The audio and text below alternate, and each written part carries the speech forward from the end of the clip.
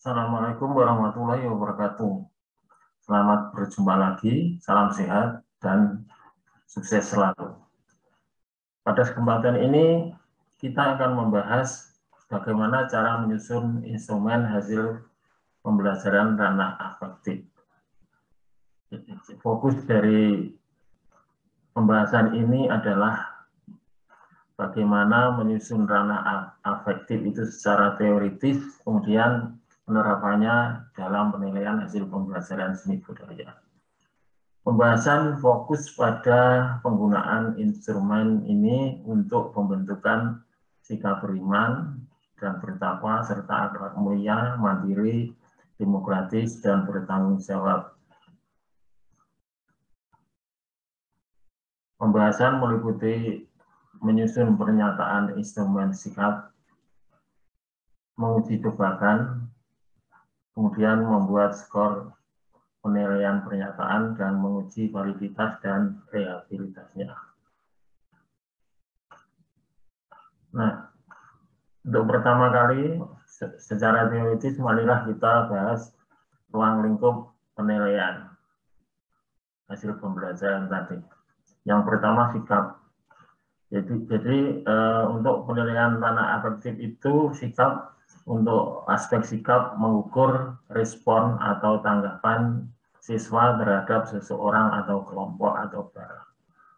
Terus kemudian minat, yaitu mengukur anggapan atau persepsi siswa terhadap orang, barang, sesuatu, atau yang lain.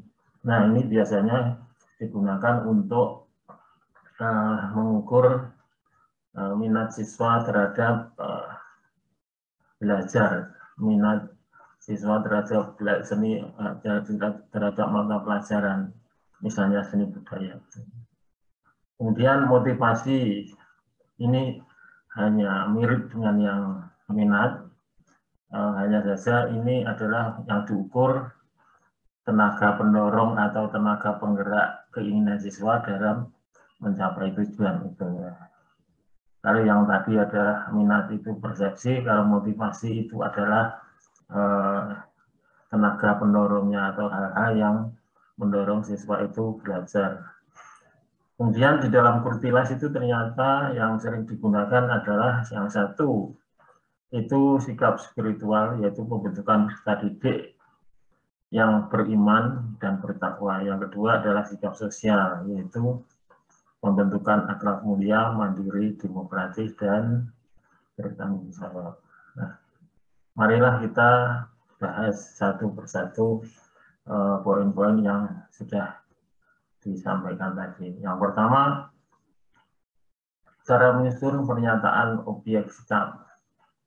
Ya, yang pertama untuk menyusun itu adalah menentukan objek sikap dulu. Nah, itu biasanya diambil dari kompetensi dasar. Nah, temuan dominan kompetensi dasar itu yang menuju ke ranah afektif itulah yang nanti dijadikan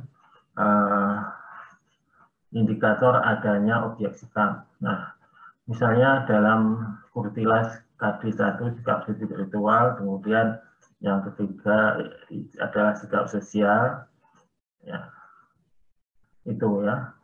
Terus yang kedua adalah membuat batasan. Misalnya saja dari sikap sikap sosial itu masalah disiplin. Nah, disiplin itu apa? Disiplin sekolah itu adalah keadaan tertib ketika seragam sekolah, menggunakan seragam sekolah maksudnya. Tertib ketika masuk belajar atau mengikuti pelajaran sesuai dengan jam-jam sekolah.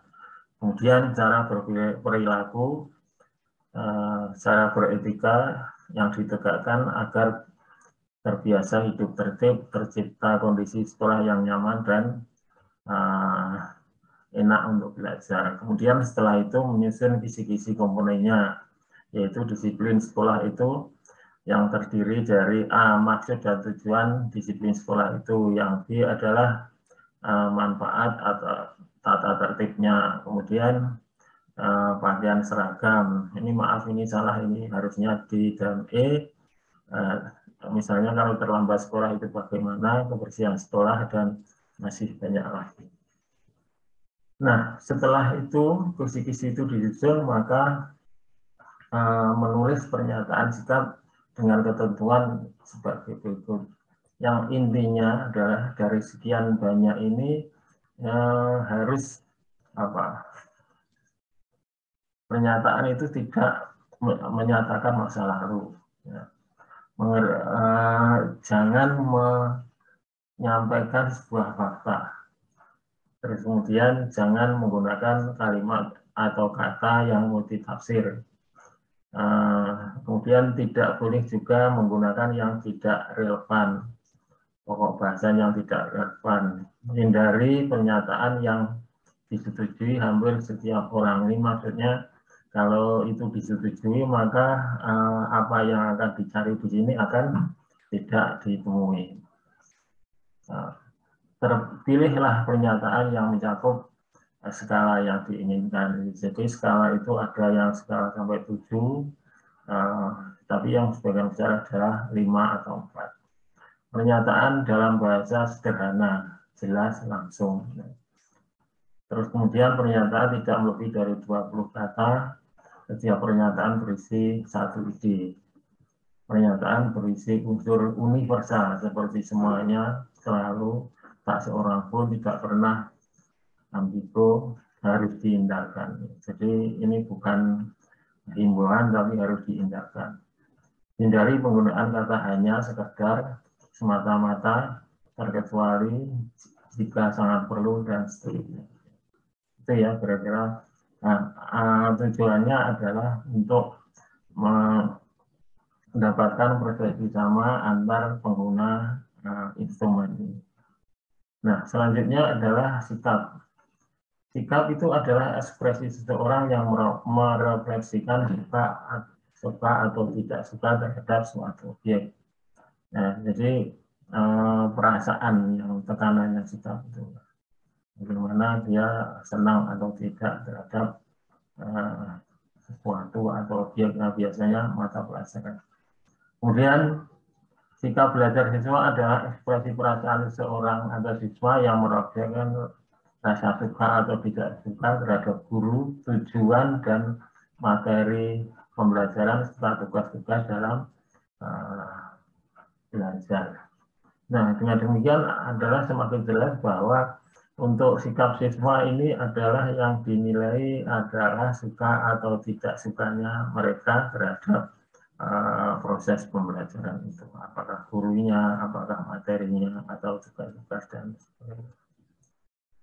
Kemudian di dalam kurtilas itu sikap spiritual dan sikap sosial yang difokuskan. Ini maaf ini salah ini, jadi di dalam kurtilas itu hanya ada sikap spiritual dan sikap sosial yang dibahas pada kali ini. Sikap spiritual itu adalah sikap yang berhubungan dengan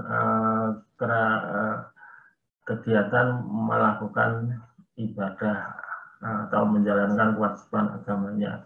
Misalnya berdoa sebelum dan sesudah melaksanakan kegiatan, menjalankan ibadah sesuai dengan agama dan kepercayaan yang dianut, mengucapkan salam di awal dan di akhir kegiatan, bersyukur atas nikmat dan karunia Tuhan Yang Maha Esa, berikhtiar dalam setiap usaha dan berserah diri, menjaga lingkungan sekolah, terus kemudian memelihara hubungan sesama ciptaan Tuhan atau sesama teman, menghormati orang lain yang menjalankan ibadahnya masing-masing atau toleransi. Deskripsi spiritualnya adalah sebagai berikut. Ini adalah contohnya. Jadi yang diinginkan dari sikap spiritual itu adalah yang ini, selalu bersyukur dan berdoa sebelum melakukan kegiatan, tidak lupa mengucapkan salam. Pokoknya yang ini dijabarkan di dalam sini semua. Nah, itulah yang nanti dijadikan sebagai indikator pencapaian itu, pencapaian dari hasil pembelajaran itu. Nah, Ketika ini terpenuhi semua, maka nilainya adalah sangat baik. Ya. Kemudian yang baik adalah ada sebagian yang tidak tercapai, cukup dan kurang itu adalah urutan selanjutnya. Ya. Jadi itu ya, fokusnya adalah pada ini semua capaian ini yang tercakup semuanya itu merupakan pencapaian yang tertinggi. Nah, sikap sosial itu adalah disiplin, jujur, percaya diri, santun, gotong royong, tanggung jawab, ya. Disiplin itu adalah perilaku tertib dan patuh pada peraturan. Jujur itu adalah perilaku yang dapat dipercaya dalam perkataan, sikap, dan perbuatan. Oke. Ya, percaya diri itu keyakinan pada kemampuan diri dalam melaksanakan perbuatan. Sikap itu adalah santun, maaf. Sikap yang baik dalam pergaulan, baik dalam perkataan maupun perbuatan. Dan gotong royong itu adalah berbagi tugas. Tanggung jawab itu adalah melaksanakan tugas dan kewajiban yang harus dilaksanakan. Kemudian sikap yang diinginkan dari Kurtilas itu apa? Yaitu sikap baik itu ketika memiliki sikap sosial yang sangat baik, yang di sana dia itu disiplin, santun, tanggung jawab, responsif, dan memiliki kepedulian dalam pergaulan. Jadi ini ya, tujuan utama yang ingin dicapai dalam Kurtilas itu untuk sikap sosial adalah itu. Di dalam membuat instrumen penilaian itu masing-masing ini dipecah lagi, misalnya disiplin, jujur, percaya diri, santun, gotong royong, dan tanggung jawab ini dipecah lagi menjadi sub-sub dari penilaian itu. Dan misalnya saja di sini adalah mengikuti pelajaran. Itu yang pertama, masuk kelas tepat waktu, yang ini selalu, sering, jarang, dan tidak pernah. Jadi terus kemudian mengumpulkan tugas tepat waktu, memakai seragam sesuai dengan tata tertib, mengerjakan tugas yang diberikan, tertib dalam mengikuti pembelajaran, mengikuti praktikum sesuai dengan langkah-langkah yang ditetapkan, membawa buku tulis sesuai mata pelajaran. Nah, ini artinya bahwa ketika siswa itu memenuhi ini semua, maka dia dikelompokkan pada disiplinnya yang dimiliki. Itu ya. Nah, kemudian sikap tersebut apabila dituangkan di dalam instrumen penelitian menjadi begini ini. Silahkan proses sendiri, dan saya pikir mudah karena sebelum-sebelumnya kita sudah membahas tentang model ini sehingga Anda mudah memahaminya. Nah, kemudian apabila itu dibuat kisi-kisi, maka kira-kira ini salah satu contoh saja dari kisi-kisi yang bisa dibuat. Ya, jadi misalnya disiplin sekolah itu di sana adakah komisinya, adakah apesinya, dan adakah fonasinya, sehingga itu apabila kisi-kisi itu dituangkan di dalam sebuah tulisan, maka hasilnya ada begini. Ini untuk komponen sikap ya. Komponen sikap terdiri dari hakikat disiplin sekolah, tujuan disiplin sekolah, seragam sekolah, jam sekolah, cara perilaku, etika belajar, dan sebagainya. Nah, untuk membuat ini sebetulnya masing-masing guru bisa membuatnya sendiri, sehingga Anda nanti bisa membuat sesuai dengan kebutuhan yang sesuai. Nah, tadi cara menyusun instrumen penilaian hasil pembelajaran ranah afektif. Mari kita diskusikan masalah tersebut. Silakan. Silakan, Pramesti. Baik Pak, di bagian tabel-tabel tersebut tadi kan sudah dijelaskan persenannya ada 14, 16, 20, 16 ini kan Pak. Nah, apakah tabelnya seperti ini itu sebagai patokan untuk membuat kisi-kisi, atau bisa persenannya itu berubah-berubah menurut pengajarnya gitu, Pak. Terima kasih. Kira-kira kalau menurut kamu bisa berubah atau enggak? Kalau menurut saya kayaknya Kayaknya apa? masih bingung, Pak, setengah-setengah. Ya. Gini ya, jadi bahwa setelah mengetahui objek sikap tadi, kan harus didefinisikan sikap itu, ya. Sikap itu harus didefinisikan. Nah, definisi tersebut sebetulnya untuk mengetahui indikatornya ini, indikator ini, ya, indikator ini. Nah, indikator ini digunakan sebagai dasar untuk membuat pernyataan sikap tadi, ya. Nah, perkara isinya ini sebetulnya ini tergantung pada batasan yang tadi, ya, batasan yang tadi, ya.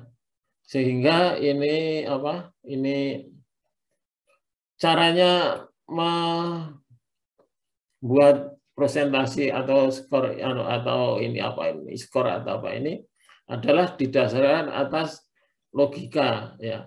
Kalau masalah disiplin sekolah itu mestinya kan hakikat disiplin sekolah itu yang dibahas kan masalah konsep saja, ya. Kalau konsep saja maka itu termasuk di dalam kognisi, gitu ya.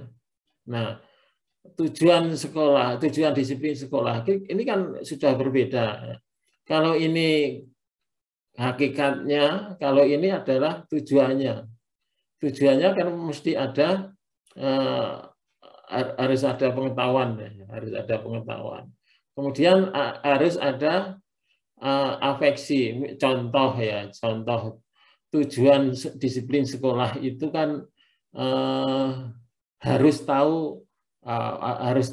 mempunyai pengetahuan tentang apa sih tujuan disiplin sekolah itu, kan gitu ya. Harus ada sesuatu yang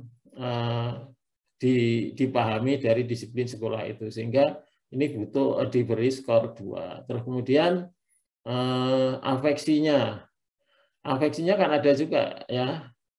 Jadi afeksi ini masalah berhubungan dengan sikap. Nah, apakah siswa itu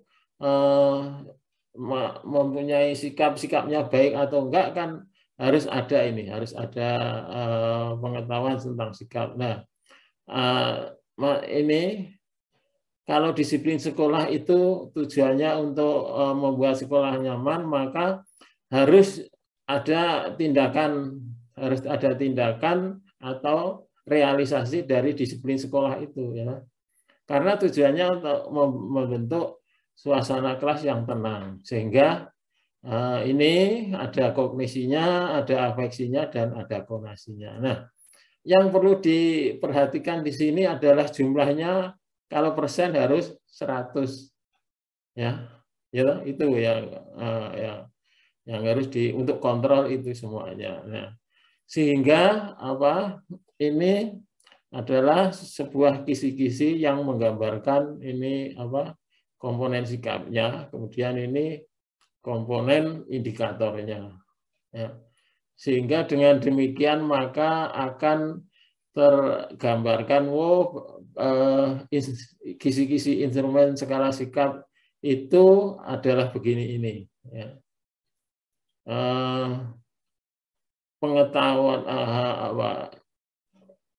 Pengetahuannya ada 10, terus kemudian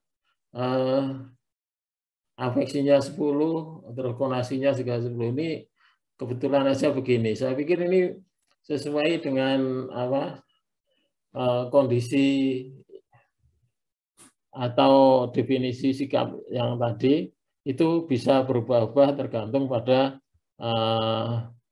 kondisi objek yang akan dinilai. Jelas? Siapa tadi? Iya Pak, jelas. Kurang masih ada yang ditanyakan? Ampun Bapak. Ya, oke. Yang lain udah? Yang lain?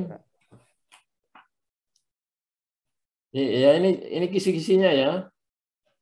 Kisi-kisi. Terus kemudian, nah ini contoh dari instrumen penilaian sikap. Jadi kalau membuat itu harus ada namanya. Mungkin di bawahnya ini kalau yang lengkap itu ditambah yang ngisi siapa, alamat, umurnya berapa, atau kalau enggak ya kelas berapa kalau untuk siswa ya. Kalau untuk orang tua ya bisa orang tuanya itu. Nah, yang pertama harus ada petunjuk. Berikut ini adalah pernyataan yang berkaitan dengan disiplin sekolah. Silahkan nyatakan sikap dengan cara memberi tanda centang di bawah kolom TS sangat tidak setuju, TS tidak setuju, netral. Terus kemudian setuju, sangat setuju sesuai dengan kondisi yang sebenarnya ya.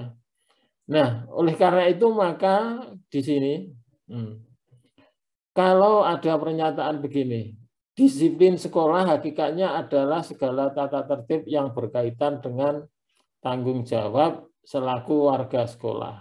Nah, ini kalau siswa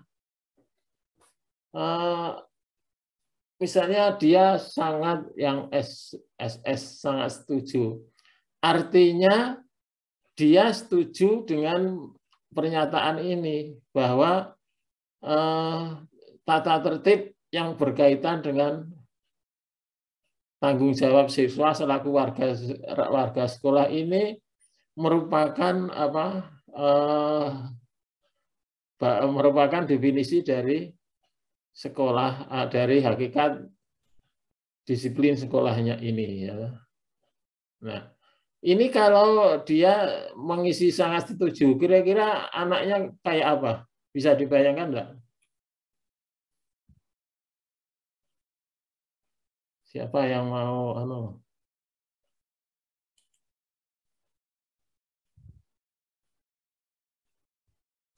Rara? Yang nomor berapa tadi, Pak? Hah? Yang nomor 1.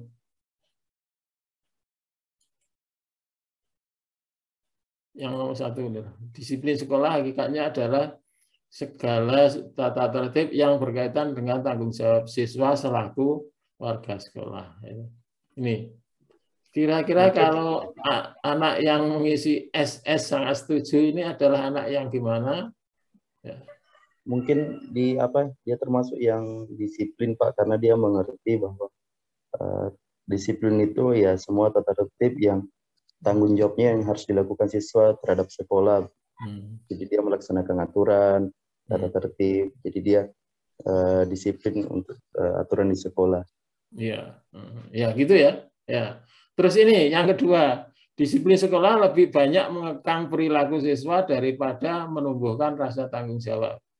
Nah, ini kalau yang mengisi SS kira-kira anak yang kayak apa? Kurang disiplin, Pak. Mungkin. Kurang disiplin. Nah, ini perlu perlu dipahami bahwa di sini ada dua pernyataan yang berlawanan. Yang pertama, yang nomor 1 itu menyatakan bahwa menyatakan secara positif, ya toh? Menyatakan secara positif bahwa itu tanggung jawab warga siswa sebagai warga sekolah. Tapi yang kedua, disiplin sekolah banyak mengekang itu kan sudah berpikir negatif ya, sehingga dalam menulis skor ini harus berbeda. Jadi yang ini mencentang STS ini artinya dia anaknya disiplin kan gitu ya. Tapi kalau yang di sini mencentang ini anaknya tidak disiplin ya. Ini yang perlu dipahami bahwa di dalam menulis pernyataan sikap itu ada yang bersifat positif dan ada juga yang bersifat negatif. Ya. Dan seterusnya. Oke, ada pertanyaan sampai di sini?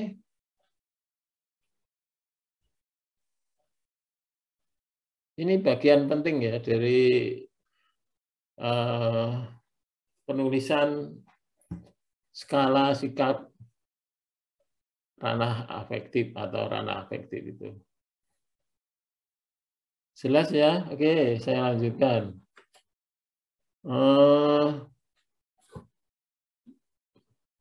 Yang selanjutnya ini tadi ya.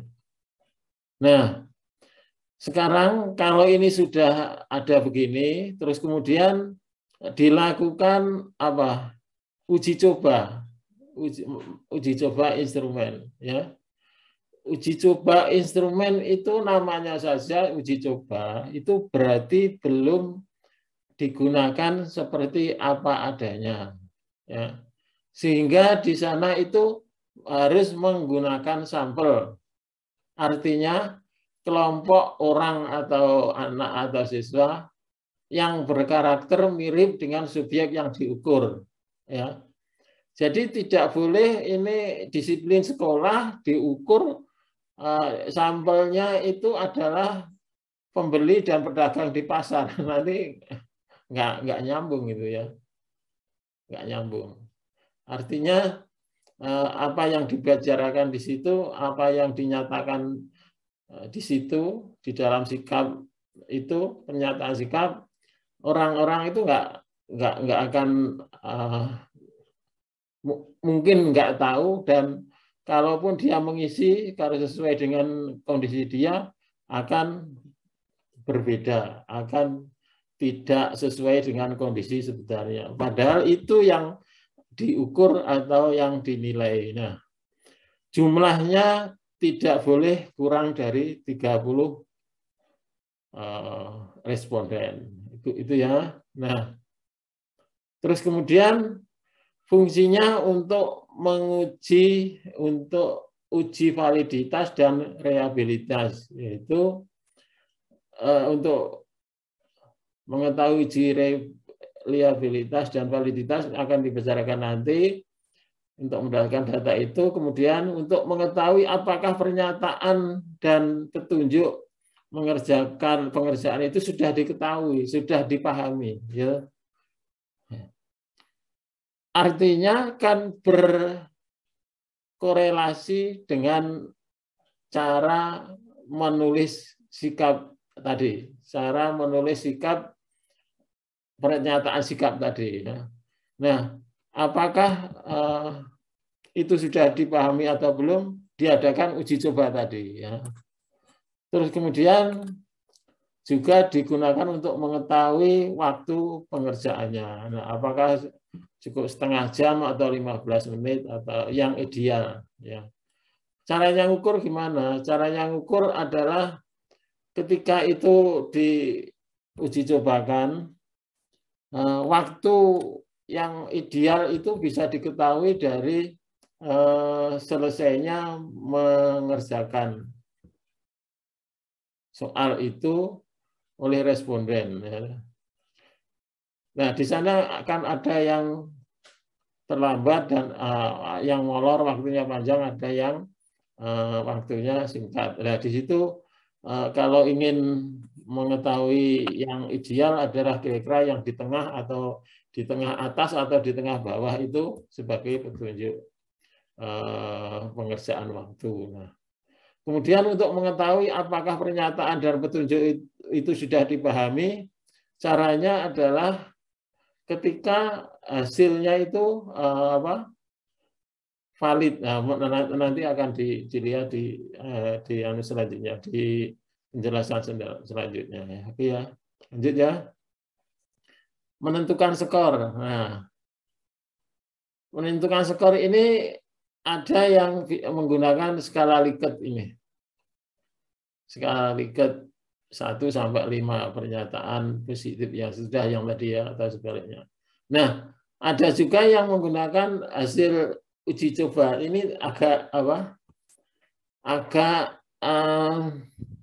rumit, agak rumit itu artinya misalnya saja begini. Kalau hasil uji coba 200 sampel yang SS adalah 36 responden, maka ini bobot skornya adalah 0,18. Terus kemudian setuju 40 orang, kemudian ini bobotnya 0,2 dan seterusnya. Nah, artinya setelah ini misalnya 1 sampai 5 didapat, terus kemudian dikalikan dengan ini untuk masing-masing tadi, untuk masing-masing ragu-ragu skor tadi dikalikan ini sehingga ini valid. Nah, ini memang jarang digunakan, ini sebagai pengetahuan saja, akan tetapi ini akan lebih baik apabila Anda bisa melakukan ini. Biasanya hanya menggunakan skor 1 sampai 5 ini saja, ya. Oke ya. Nah, menganalisis keterhandalan atau reliabilitas dan kesahihan atau validitas. Nah, handal itu artinya apa? Reliable itu artinya adalah ketika instrumen itu digunakan berkali-kali, hasilnya sama, ya. Itu disebut tingkat kehandalannya sempurna. Nah, tapi tidak ada ya di dunia ini yang sempurna, maka mesti ada kesalahan. Ya. Nah, ini yang kehandalannya sempurna.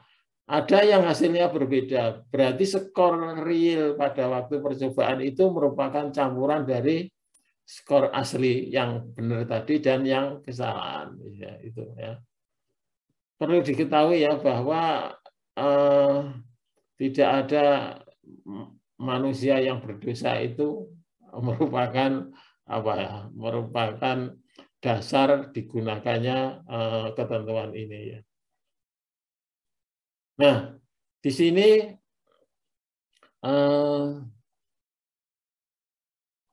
kriteria atau ketentuannya. Misalnya ini kalau koefisiennya 0,7 ini tidak dapat diterima. Nah, mengenai aturan ini itu bermacam-macam dan bisa penggunaannya tergantung pada bidang yang tergantung pada bidangnya.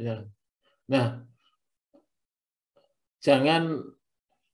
Anda jangan pusing mengenai angka ini dari mana. Akan tetapi yang perlu diperhatikan adalah ini. 0,7 tidak dapat diterima, terus 0,7 sampai 0,8 dapat diterima, 0,8 sampai 0,9 bagus, 0,9 lebih memuaskan. Nah ini yang perlu dipahami ya. Jadi kalau nanti hasil penghitungannya koefisiennya ini tolong digunakan ini sebagai menentukan apakah instrumen atau pernyataan itu sudah bagus atau belum. Nah, kalau kesahihan itu ketepatan dan kecermatan alat ukur. Ya, ini mengkorelasikan faktor ini adalah adalah apa? Definisinya atau caranya. Mengkorelasikan skor faktor penunjang dari semua faktor dengan skor total dari keseluruhan faktor. Nah, ini kriterianya ini juga abaikan saja. Yang penting kriterianya 0,3 itu tidak valid dan sama dengan atau lebih itu valid ya. Ini ketentuannya hanya valid dan tidak ya. Valid itu artinya alat ukur itu sudah bagus.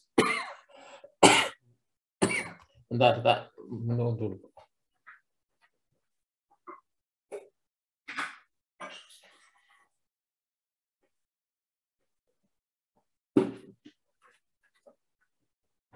Ya, jadi ini seperti juga yang reliabilitas ini, yang kriteria validitas ini juga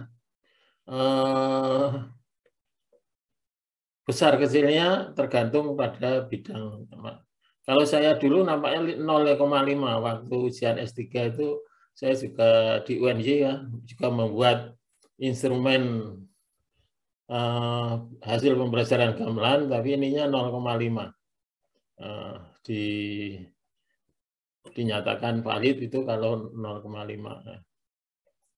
Nah, validitas itu ada validitas isi. Artinya semua pertanyaan tadi, semua pertanyaan-pertanyaan atau pernyataan sikap tadi memadai dan mewakili untuk mengungkap konsep atau sesuai kurikulum yang tidak diukur. Ya. Tapi kalau validitas konstruk itu adalah memasukkan aspek standar kompetensi dasar dan maupun indikator. Nah, artinya kalau yang ini, yang isi itu pernyataannya itu sudah bisa mewakili yang diukur tadi. Misalnya kalau disiplin sekolah harus ada apa? Seragam, harus ada tindakan, harus ada apa tadi, pemahaman konsep dan seterusnya. Nah, tapi kalau validitas ini, validitas konstruk ini, nah isinya adalah bahwa ini validitas atau instrumen tadi dibuat sudah sesuai dengan teori. Ya. Misalnya kalau teorinya terdiri dari 6 indikator atau variabel, itu juga berisi dari 6 variabel. Nah, secara singkat dapat dijelaskan bahwa kalau konstruk itu adalah komponen-komponennya itu sudah sesuai dengan teori atau belum, tapi kalau isi itu, isi dari komponen itu sudah mengukur misalnya apa, disiplin yang diukur tadi ya. Oke, ini juga agak sulit, mungkin Anda bingung juga. Nah, itu kira-kira yang dapat saya sampaikan pada kesempatan ini. Silahkan kalau ingin menanggapi. Yuk.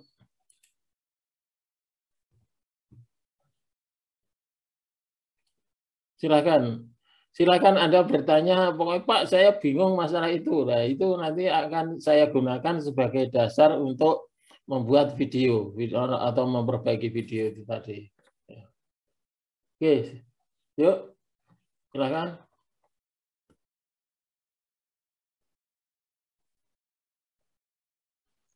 Halo Bapak. Ya, silakan. Muhammad Fajar. Tadi kan ada Bapak yang menjelaskan tentang 14 yang harus dihindari tadi itu Pak. Di awal. Nah, 14 yang harus dihindari itu persentase. Ya. Nah, itu 14-nya itu emang benar-benar tidak boleh dilakukan sama sekali gitu ya Pak. Atau misalnya yang dapat dihindari ada 12, yang 12 itu masih bisa boleh atau gimana? Ya, yang mana ini? Yang 14 ini toh? Atasnya lagi, Pak. Sebelum. Oh, ini. Itu tuh. Ya. Ini. Ya. Terus? Nah, itu 14 itu emang benar-benar udah tidak boleh dilakukan sama sekali gitu, Pak. Ini sebetulnya apa ya? Dari hasil pengalaman itu begitu. Nah,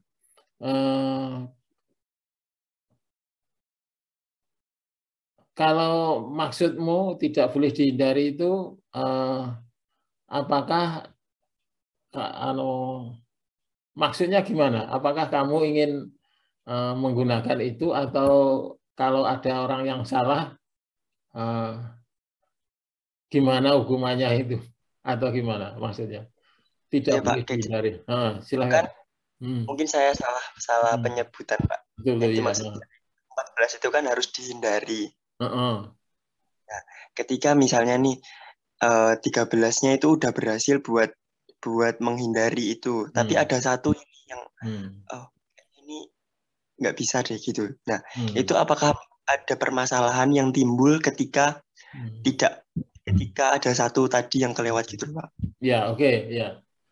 Bagus ya. Jadi ini di dalam kenyataannya mungkin Anda menemui begitu ya. Contoh, saya selalu bangun pagi, ya. Artinya kalau menjawab setuju, dia kan bangunnya tidak terlambat atau pagi, ya, dan seterusnya. Nah, padahal di sini kan tidak tidak boleh, ya. Nah, nanti hasilnya itu tergantung pada pada kesesuaian antara data dan kenyataannya. Contohnya begini, misalnya dibuat instrumen sikap ini untuk anak SMA kelas X misalnya, atau kelas 7A. Ya. Nah, di dalam kelas 7A itu sekolahnya rame, gitu. Sekolahnya rame, ya. Terus kemudian disiplinnya juga kurang. Nah, nanti kalau di situ itu diuji, terus hasilnya adalah kedisiplinnya bagus, ya. Kedisiplinnya bagus itu kan berarti bertolak belakang dengan kenyataan, antara hasil dengan kenyataan. Nah, itu bisa terjadi karena pelanggaran atas rambu-rambu ini. Ya. Nah, meskipun demikian bisa juga bahwa penggunaan selalu itu tidak masalah, ya. Tidak masalah artinya penafsiran orang itu ternyata sama dengan yang dimaksudkan dengan pembuat tes itu. Sehingga misalnya saya bangun pagi, ya, dengan saya selalu bangun pagi, itu kan anunya sama, interpretasinya sama, bahwa itu yang dimaksudkan adalah menanyakan apakah saya selalu bangun pagi, atau tidak, kan gitu. Nah, sehingga kalau menurut saya ini adalah rambu-rambu.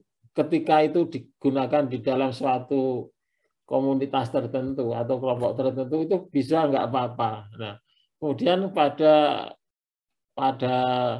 kelompok lain itu bisa menjadi masalah, ya. Misalnya orangnya itu tertib semua, orangnya kelompoknya itu tertib, sehingga masalah selalu ini menjadi hal yang diperhatikan. Sehingga kalau 99%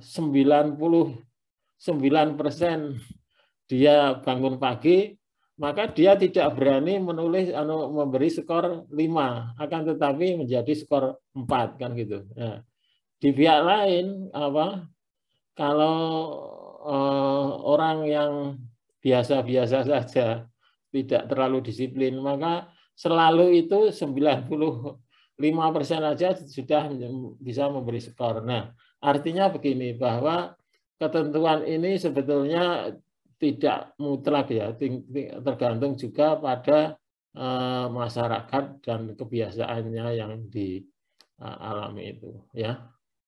Oke, jawaban saya begitu, Fajar. Masih ada yang didiskusikan? Halo, Fajar. Cukup, Bapak. Cukup, ya, cukup. Jadi gitu, ya. menurut saya ini tidak mutlak, bisa saja tergantung pada masyarakatnya. Oke. Yang lain?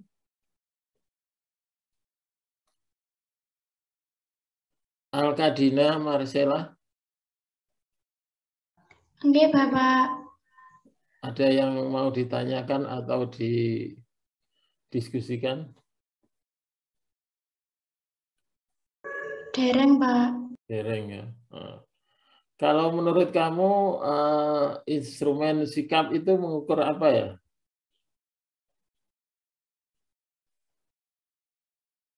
Mengukur hasil pembelajaran dari ranah afektif yang mengenai si respon seseorang terhadap sesuatu. Mengenai apa? Yang terakhir tadi? Respon. Bisa memberikan contoh? Contohnya seperti disiplin, tanggung jawab. Contohnya itu misalnya apa mengukur disiplin itu gimana itu bisa nggak?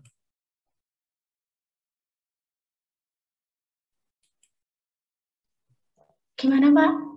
Misalnya contoh mengukur disiplin siswa itu gimana caranya? Salah satu contoh aja. Contohnya misalkan pada poin 2 itu tadi kan membuat batasan operasional. Misalnya dari keadaan tertib, dia bisa mematuhi dan datang ke sekolah tepat waktu. Ya. Jadi cara mengukurnya adalah apakah dari segi waktu siswa itu bisa disiplin kan gitu ya. Gitu. Oke, ada lagi yang ingin didiskusikan?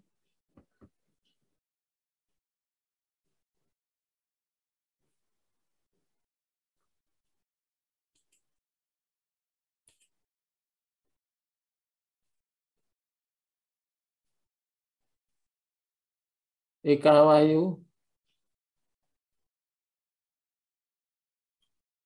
Eka Wahyu ada enggak ya?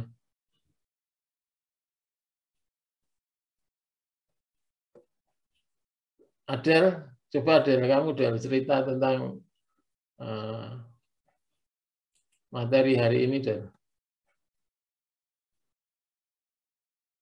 Halo, Adel, nggak ada? Sarah?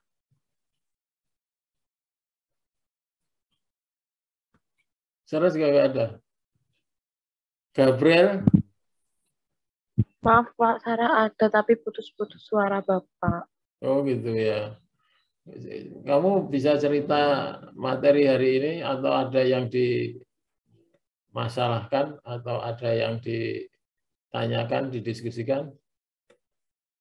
Kalau untuk menjelaskan mungkin tadi kan karena sinyalnya agak tempat saya jadi putus-putus, jadi nggak semuanya saya mendengarkan gitu Pak. Kalau untuk pertanyaan mungkin ada yang belum jelas.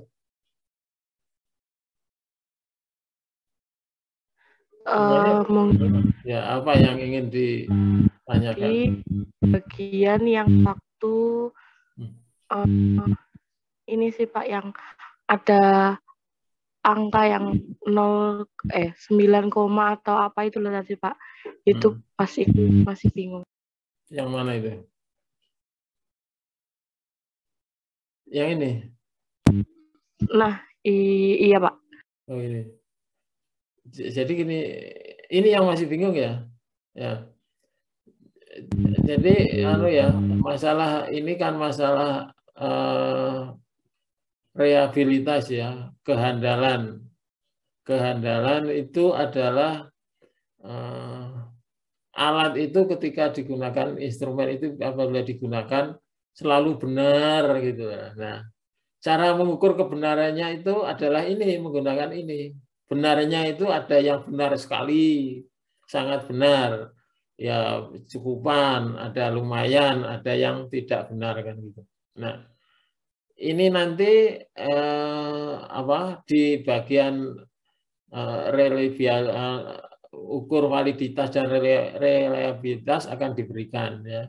Asalnya dari mana gitu nanti akan diberikan di sana. Tapi yang jelas bahwa di dalam handal ini ada beberapa pengelompokan. Ada yang handal sekali, handal biasa, agak handal dan tidak handal gitu loh ya. Itu yang perlu dipahami. Begitu juga yang ketepatan atau kesahihan ini juga begitu ya.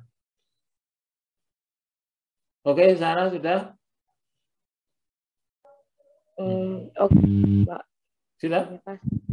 Ya. Tapi mau menanyakan untuk yang angka ini apakah itu sudah pasti atau bagaimana ya, Pak? Sulit didapatnya. Angka ini?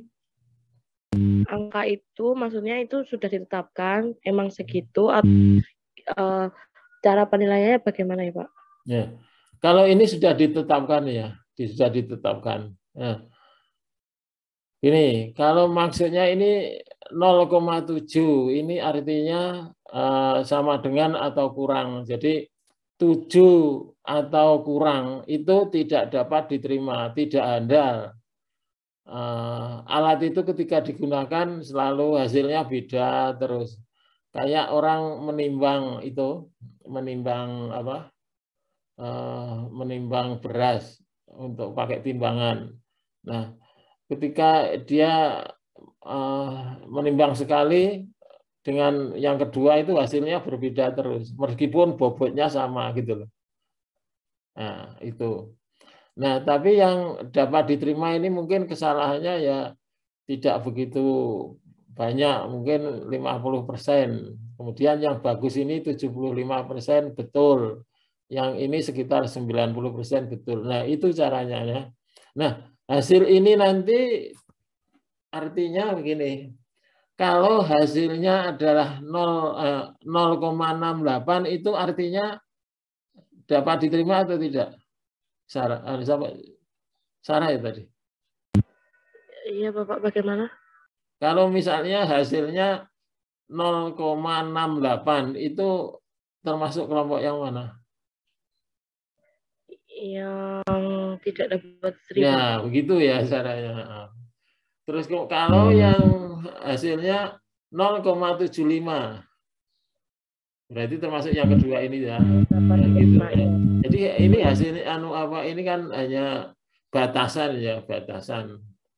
Hasilnya nanti bisa berkisar di angka-angka ini ya.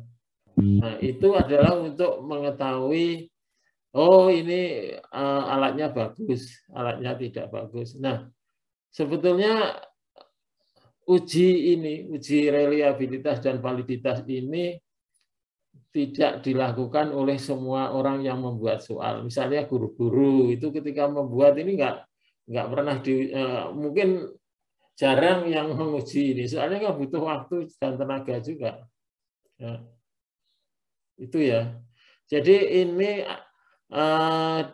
diberikan supaya Anda tahu ya. Nanti kalau membahas tentang nilai itu kalau Anda berdiskusi, kalau ada yang ngomong oh reliabilitas, validitas itu, oh itu tahu yang dimaksud gitu ya paling tidak. Nah syukur-syukur kamu bisa menggunakannya di dalam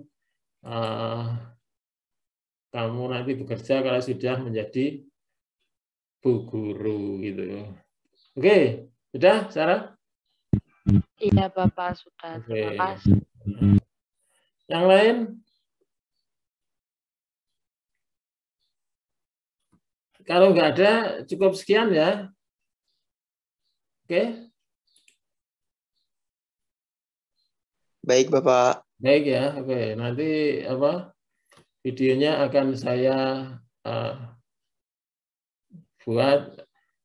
Tolong saran dari Anda. Kira-kira apa yang harus saya tambahkan di sana? Penjelasan tentang apa?